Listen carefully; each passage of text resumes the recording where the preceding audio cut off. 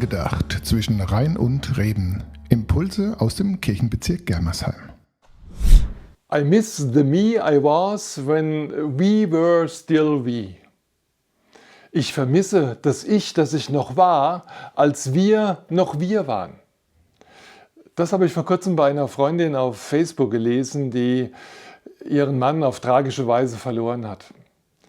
Auf einmal ist dieses Wir nicht mehr da und dadurch verändert sich auch das Ich.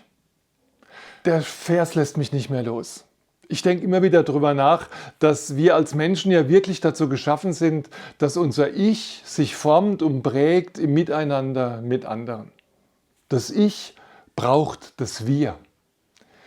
Und das scheint mir etwas zu sein, was für dieses neue Jahr wichtig ist. Dass wir unser Ich prägen lassen durch das Miteinander mit anderen. Mein Eindruck ist, dass wir uns in immer kleinere Blasen zurückziehen, immer mehr auf Gleichgesinnte, die aber auch wirklich in allem mit mir übereinstimmen.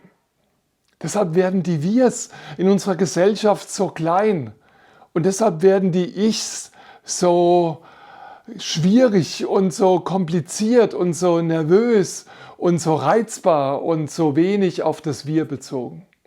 Ich will wirklich wieder lernen, mehr Wir zu wagen, mehr Wir zu leben. Ich will ein Virtuose des Wir werden, ein Virtuose des Miteinander.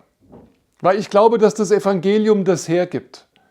Wir feiern an Weihnachten, dass Gott Mensch wird, dass er zu uns Menschen kommt, um zu bleiben, um unser Miteinander zu prägen und zu bestimmen. Wir sind als Christenmenschen die das Wir sozusagen in die geistliche DNA gelegt haben. Es ist unsere Blutgruppe.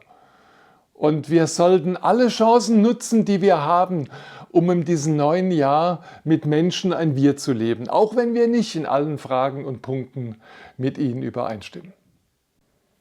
Lasst uns das versuchen. Ein gesegnetes, virtuoses neues Jahr, wo wir das Wir immer neu ausprägen und unser Ich dadurch verändern und stärken. Angedacht zwischen Rhein und Reden. Impulse aus dem Kirchenbezirk Germersheim.